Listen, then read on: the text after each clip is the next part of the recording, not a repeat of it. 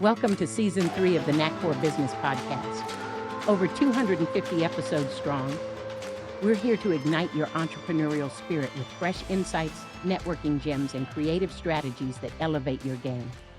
Are you ready to discover what your Knack for Business truly is? Your hosts are Bernie Fransgrote from Creative Insight and Wayne Pratt from Motivate You, Inc. Question to the audience. How can you simplify your business operations to boost profits and free up more time to focus on growth? Our guest today is Dr. Kayvon, founder of Simplify Profits. He's a seasoned business coach and consultant who helps overworked entrepreneurs get unstuck, regain focus, and build more efficient, profitable businesses. With over 20 years of experience in entrepreneurship, operations management, and talent development, he empowers founders and CEOs to simplify their strategies, streamline processes, and maximize growth. Known for his insights and focus on mindset, strategy, and execution, Dr. Kayvon specializes in guiding businesses towards scalable success. Welcome, sir. And what's your favorite quote or saying? Hello, thank you for having me here. I always love it when people ask me for my favorite quote. It's usually somewhere between Bob Dylan or Maya Angelou. But today, for this process, I thought the two that I love from Maya Angelou, one is nothing will work unless you do. She says, do the best you can until you know better. Then, when you know better, do better. I thought that was great entrepreneurial mindset. So you have a really wealthy, robust background. What led you to simplify profits and to helping the overworked entrepreneurs? Yes, I wasn't planning to become a business coach or business growth coach. I was working on my own business, but the feedback that I kept getting from my clients where they were saying, okay, when the technical work is fine, but we are getting the highest value from our conversations. They kept repeating this theme of you helped us look at it clearly. You simplified it. It's so simple now. So I thought, okay, I guess that's my strength. The business was just called Simplify for a while. Then after a while, I realized we're doing a lot of work. And as solopreneurs, people like me who do not come from a financial background or MBA, we understand the top line. We understand generating revenue, but there's this magic box that after a bunch of different things that happens, there is what's left at the bottom, profitability. I noticed that's a challenge. When I talk to my accounting friends, they speak accountanese. I don't understand what they're talking about. So I thought somebody needs to simplify this. I couldn't find good resources for that. So I am doing that. The mission and the business name became Simplify Profits. Makes great sense. Dr. Kayvon, what lessons did you learn from your journey that you share with your clients that helps them succeed? One of the biggest lessons is as solopreneurs, we go too deep on the solo part or the entrepreneurial part. We have the lone wolf syndrome, as I call it. And I think I have to do the work. I have to be responsible for everything. Even though that's true, we are responsible for everything, but because we're too close to what we're working on, we can't see all the aspects of it. Somebody else's vantage point is something that we usually miss. I am a big believer in getting help, working with others, whether they are coaches, mentors, masterminds, peer, and that sort of thing. So the one main advice that I have is don't do it alone. Make sure that you're surrounding yourself with good conversations and people who are interested in your growth and can help you stay on track. And I think you're very right when you say, listen, there's a subject matter expert and utilize them. At what Yes. point in time, at what point in time does a solopreneur going, hey, listen, I've got a great idea. And the napkin's getting filled out, you're getting the name to the business, you start sorting some stuff out. And a list of 10 things, you might have 3 or 4 of them, but they're the start point. When do you realize the light bulb comes on when this isn't my skill set? It's like doing graphic arts. I could draw, but it's not going to make anybody want to buy me or talk to me. When do you have that realization? When should you go, got to go find that expert or find that mentor? Find that expert mentor is where we notice internally, we see the red flag of we want to avoid that work and go do something else. That's the right point of realizing, okay, maybe I should ask somebody else to do this for me. There is the logical part of it that find the best use of your time, the highest value, and all of that. Yes, all of that makes sense. But we need to have that red flag coming up first. And the other one is looking at the result that we get from our clients and from the market. I do my thing. You mentioned the graphic design, great example. I was just talking to a graphic designer yesterday. I can draw, I can come up with something in Canva, but is that hitting the mark? Or maybe a branding person, a graphic designer, a visual artist, they can make changes or create something from scratch that takes the load off my shoulder and carries the load much further than I could just doing it by myself. Have there been any critical moments where the mindset has to be this? How do I simplify things? When you do a sandbox build, when you do Yes. a prototype, all the flaws are in there. You sit back going, how could you apply the Toyota lean process to it? All of a sudden, you're starting to trim. This is the right pecking order to bring something together. This is the recipe, like making a really good meal. When do you come across that? How do you get yourself organized that way from prototype to finished product? It's one of those tricky things that from prototype to a finished product, as creators, as entrepreneurs, we fall in love with the product. So the mindset that should be present at all time is, let's not create a product, let's create a solution. And the difference is that involves the target market, involves the users, and see if this is working for them or not. We tend to fall in love with what we create and we try to make it fit to the market, but it should be the other way around. Market should tell us what is it that they need, and we can come up with a solution with that. So I would say we should always be talking to our target market, whether they're clients or not. We can have that out in the open. You are the kind of person that I would love to serve right now or in future. Do you mind if I ask you a bunch of questions, get your insight? Everybody wants to help. For my current business, which I am focusing on helping fractional executives build a profitable practice, a solopreneurship practice, I started to reach out. I had 80 conversations with 52 people. That was over 2,900 minutes of Zoom recordings and over 216,000 lines of transcriptions. Thank God for AI to help me go through all of that and make sense. Through all of that, you identify the real pain and the relationship with the idea that you had and the adjustments that needs to be made and the aha moments. Maybe not this, like that. And more importantly, you learn how your target market talks about their biggest challenge and their language and terminology. So you can have that as a measurement to see if what you're creating is just the product or is a product and a solution. That's the criteria that I go with. I hope that answered the question. I like to ask about success stories. Plugging this in, when they get the and turn it into working it through, do you have a success story you can share? The success story is all about the approach and what makes success happen. The challenge in entrepreneurship and building a business is that we have this tendency to go for more. What else can I do? What other tools that I can have? What more leads, more this? And we are also bombarded by messages of you need more on all aspects of life. At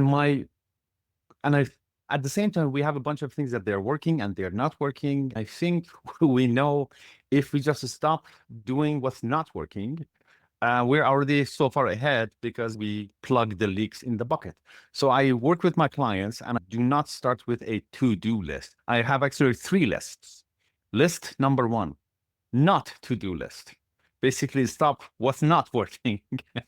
Number 2 is do better list. The stuff that is working, but we can make it work better. So after we exhausted the list of not to-dos, then do betters, then we can afford really to look at what else can be added. I went through that process with one of my clients. This was a client that hired me a bunch of years ago for higher performance and productivity, which all led into more profitability for the business as well. And we went through that process of elimination. Many times it's not about the thing being right or wrong, it's about wrong timing. I guess you also agree with me that a good strategy implemented at the wrong time is a bad strategy.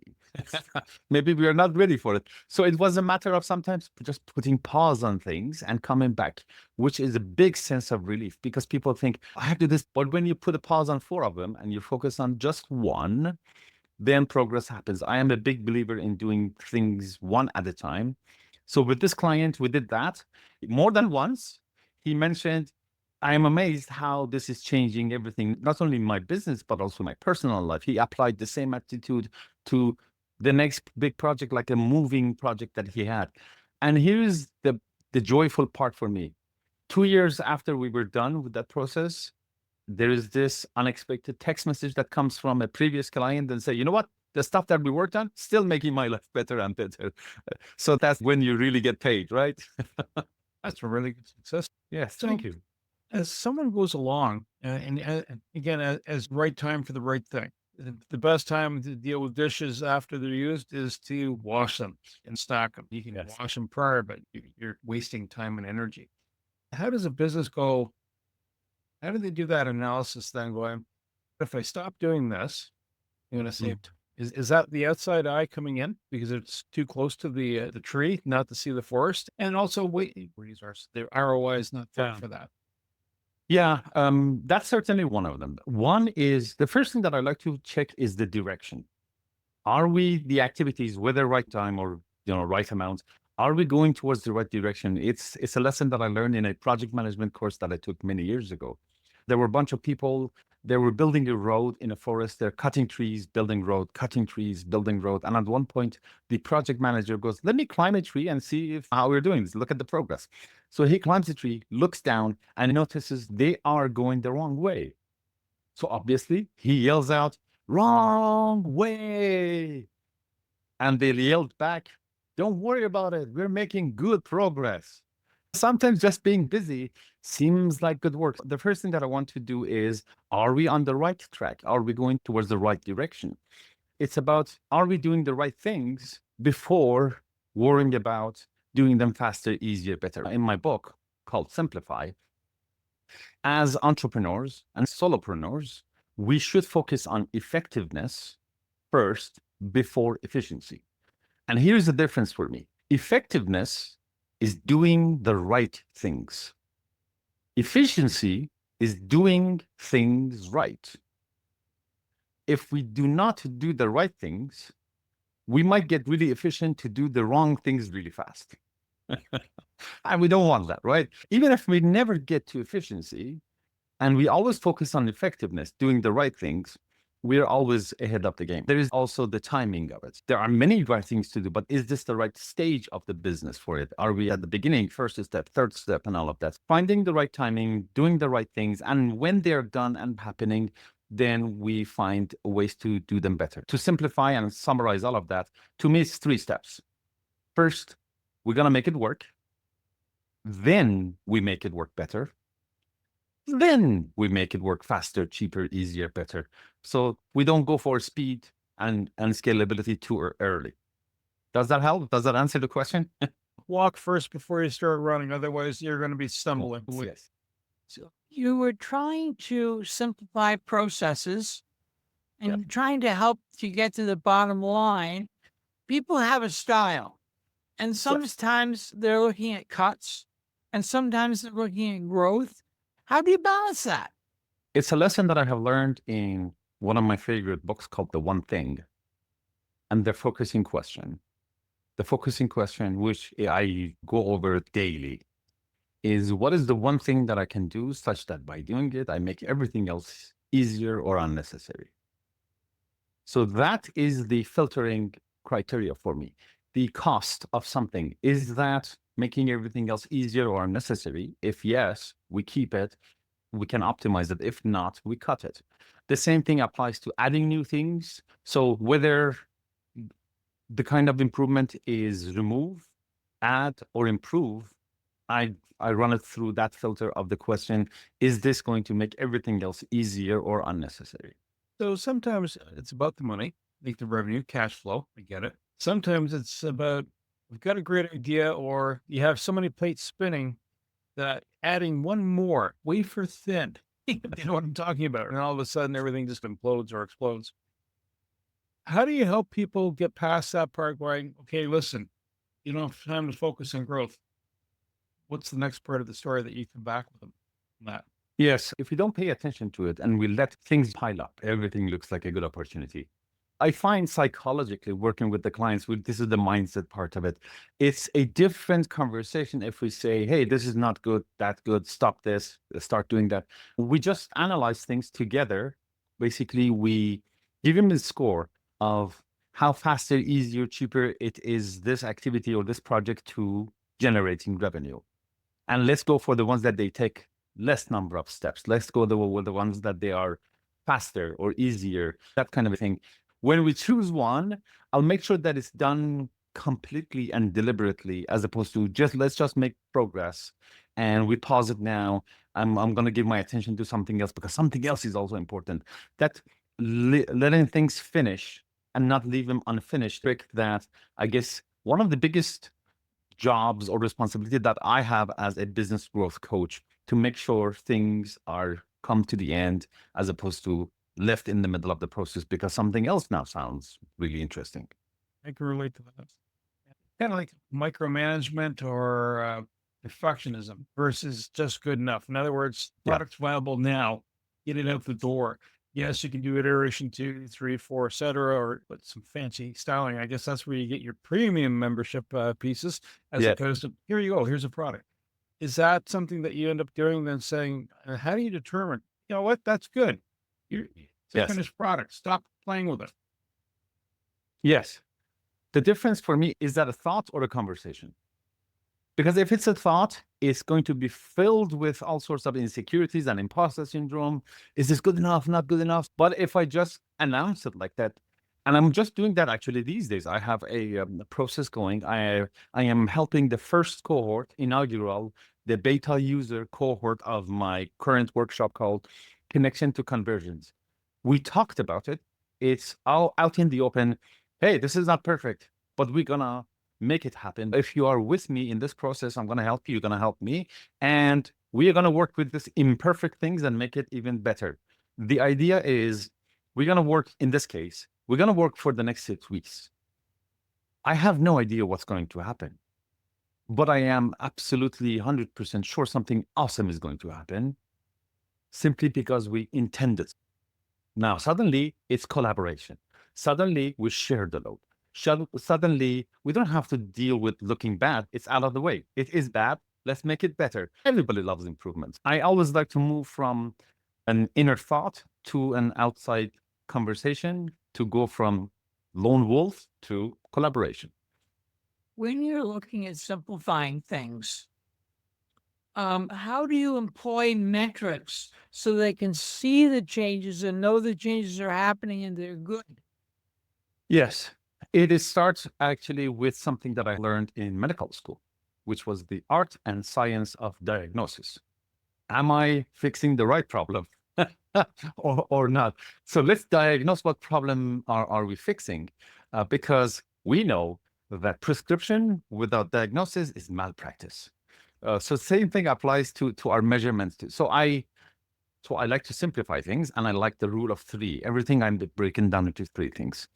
So we can only have one of the 3 problems when it comes to business development. For example, people either don't pay attention to us, or they don't choose us or our product, or they don't eventually buy from us. So we have attention problem, or becoming a choice problem, or conversion problem. Therefore, the 3 modules in my course: attention, connection, conversion. If we have an attention problem, people don't pay attention to us, it's a marketing problem. If they don't choose us or our products, it's a branding problem. If they don't buy from us, it's an offer problem. And they have different solutions. For that solution, there are different things to measure. So how do I measure conversion? That's the specific measurements. All the other ones are irrelevant to me at this time because I'm fixing this problem. So I start with, what problem are we fixing? What's kind of a solution? For example, for the attention one of them is we don't have a unique value proposition. Let's create that. For the branding problem, we don't have a unique selling proposition, because that's the one that helps them choose them. So if we need to give them a reason to pay attention to us, unique value proposition. If we need to give them a reason to choose us, that's unique selling proposition. If we need to give them a reason to act now, that's an offer. They have their own measurements. So simplifying to 1 or 2 things that is related to what we're working on. So what metrics do you use then to measure success? you come into the place because you want the metrics so that the person realizes, yes, it reinforces the design chain, right? So what are you measuring? And when, or what are they measuring to know that they're on track, doing well? Let's say we're talking about the sales one, and the conversion rate is one of the measurements. How many of the people who said, yes, tell me more, become clients? Moving from one percentage to another is one of them. Another measurement is how long does that take? How many conversations does that take? So that's point of contact. So usually we can come up with 5 or 10, and I like to eliminate a bunch of them and only pick 3. And if I can, pick only 1. So it's dynamic, but it's one of those things that looks complicated and complex, but it's not. A good part of our process is moving from complexity to complicated. The difference between complexity and complicated is complex is when we look at something and we are not sure what needs to get done. We need to solve it. We need to figure it out. That's a complex problem. And I like to go over that and simplify it and end up with a complicated problem, which is good news. It's progress. And complicated is something there is nothing to figure out. We know what we need to do. It just has too many moving parts.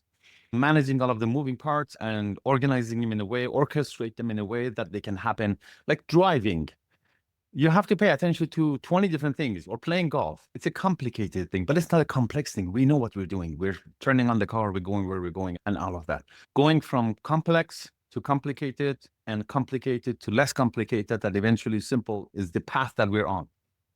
Would it be fair to say then complicated becomes simple when you're using other resources? In other words, you spin a plate in your hand, right? But if you hand that spinning plate to someone else, now you have free time to grab a new plate to start spinning. In other words, you're scaling. Is that the part of the scaling process? Yes, with the caveat that's a double-edged sword, because we're talking about doing the right things at the right time. Delegation also has a right time. Most people, because we haven't thought about it, delegate too early.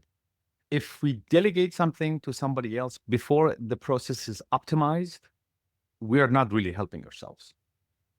So optimization comes first. If this is really optimized, then it's ready to be delegated. Actually, there is a step before that. First, we have to optimize everything to the simplest form, least amount of energy to get the results. Then we want to look to see if we can be automated. And the things that they're optimized and automated, but still need somebody else, then we delegate them to somebody else. Usually people skip the tendency to skip the first 2 steps and quickly delegate it to somebody else. Did you know that there are 6 levels of delegation? Which level am I going to use? Which is the topic for another cast episode or conversation. But yeah, delegation done right, yes, it's going to make it easier and faster. But like everything else, there's a right way of doing it and there's a wrong way of doing it.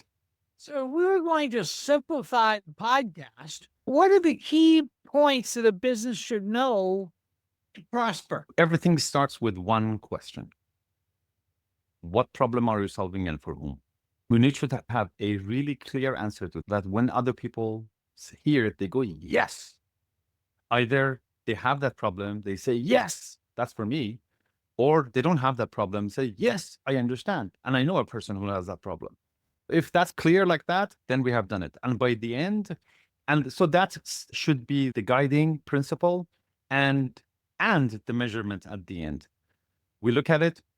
Did we solve the problem that we started with and for the right person or not? That's the measurement. So what problem are we solving and for whom? So many businesses get into things without being clear about that. Think about it. When you go to a networking event, what do? And they talk about, oh, this is a process, this is a product, this is what I do. How about we just say, I help these people solve that problem, or I help this kind of people get that result? Because guess what? Everybody you'll ever meet is having a problem that they don't want, and there's a future result that they want and they don't have. So that's the business. It's not complicated. it's like that. So that's the measurement. Sometimes having a problem means you're alive still, right? You're not totally a vanilla landscape. Yes, thank God for those. So if someone is coming up and says, listen, I need Kayvon's help, Yes. what type of budgets do you look for? How long does it take for, say, a solopreneur or a small, medium business to redraft and reshift and refocus? Yeah, that is probably my favorite question, because that's where you realize you both are looking at the practicality of everything. The final decision that I have made is that I work with people in 90-day periods. For anything to happen, for us to get the results that we want, for us to achieve our goals, we need to be connected with them. If we lose that connection, we get distracted, we go other places. The connection is logical or mental, intellectual, and emotional. Emotionally, we really need to want this, right? If something else has a bigger emotional attraction, we go the other direction. And intellectual, as in it should be doable. Like I can have a fantastic goal of making $2 billion in the next 3 weeks. Yeah, it makes sense, but is it, doable or not? Doesn't matter how hard I want it. Work with that and play with that. We have seen the New Year's resolution situation. We really want the thing and it's really doable, but it's too far in the future for us to stay connected with it emotionally and intellectually and keep that connection alive and going. So why not 1 month? 1 month is short enough to stay connected with the goal, but not long enough for significant change to happen. And for some reason, this 90-day period seems like a natural way that it's long enough for significant change and short enough to stay connected. And yeah, everything goes with that, seasons and quarters in business. If somebody wants to go shorter, we're not the right match. Every 90 days, we revisit and renew, and we go from there. As far as the offers, I have group offers and one-on-one offers, depending on the work we're doing. One is in the hundreds, the other in the thousands. Makes sense. Yes. Is there a particular market niche you like working in, or tech, manufacturing, retail? Well, choosing a niche is very important, not only because of all of the budget and activities and marketing and messaging, but also that emotional connection that we have with it, because we should be enjoying the work that we do with the people. And also, I don't want to work with people who need my services. I like to work with people who want my services. Being a solopreneur, being a business growth coach since 2006, I had to figure out so many things. I have made all the mistakes in the book. So that's basically my unique selling proposition. I have learned the things so you don't have to. I have made the mistakes so you don't have to. I found myself in the past few years helping a lot of solopreneurs and a mini conversation with other coaches and consultants, as in how to do this thing and what I call building a profitable practice.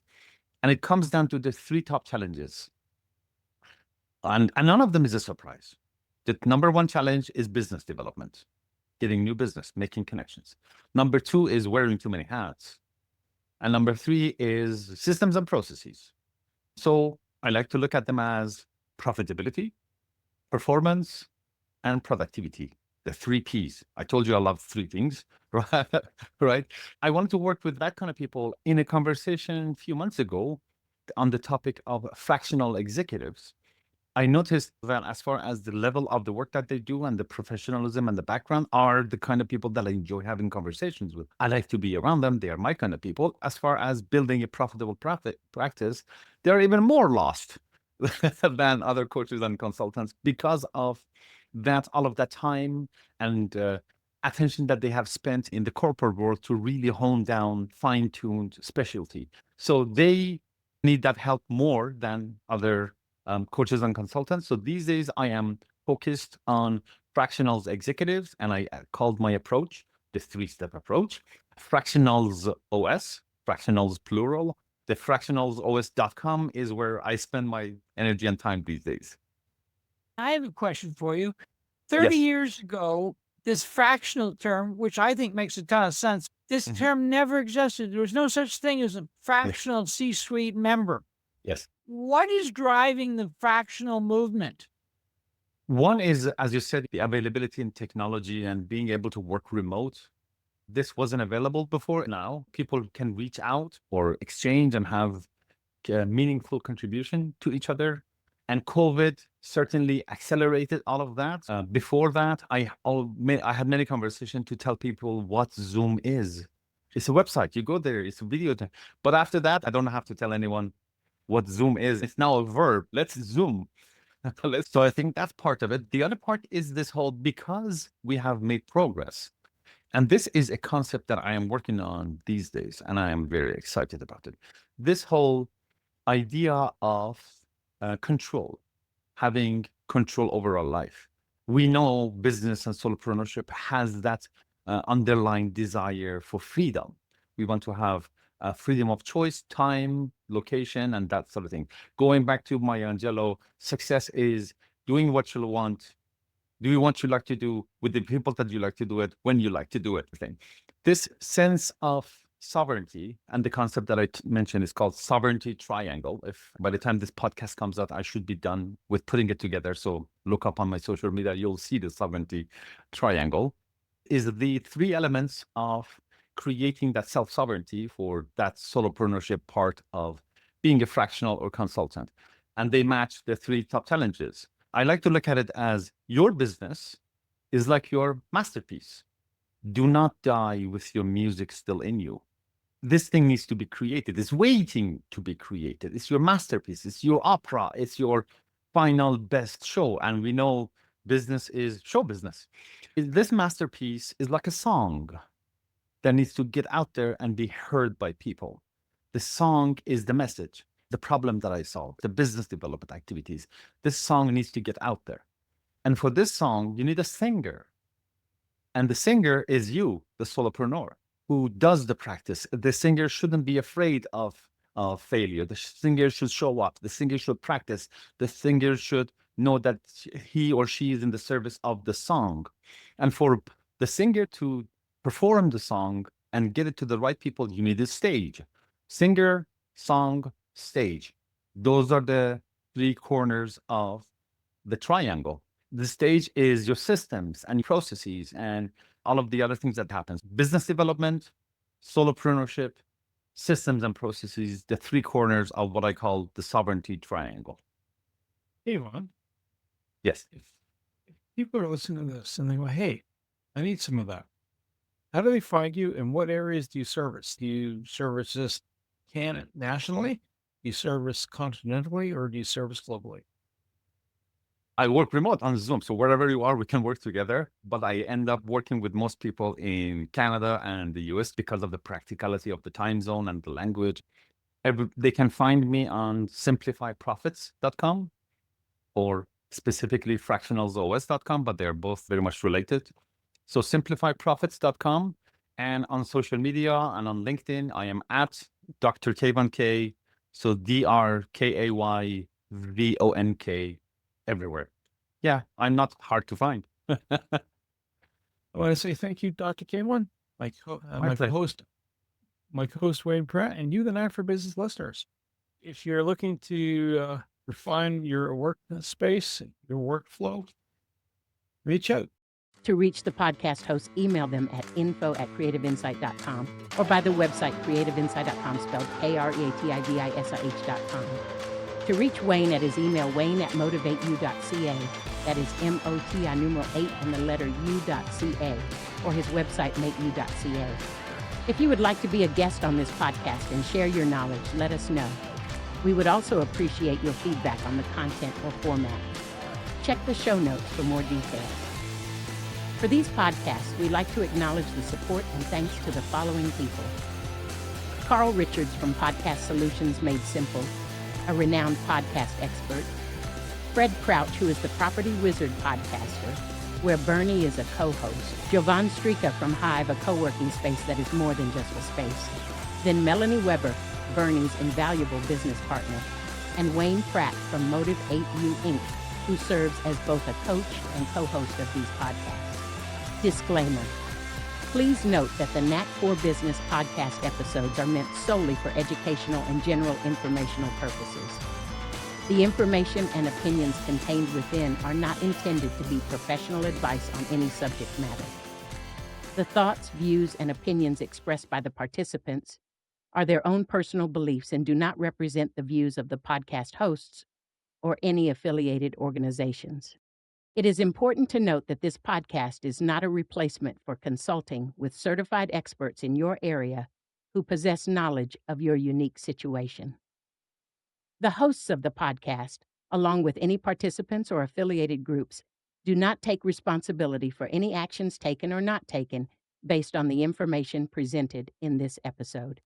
It is highly recommended that individuals seek guidance from their own personal advisors in fields such as accounting, law, or other pertinent areas prior to undertaking any actions or making decisions that may impact their financial, legal, or other aspects of life.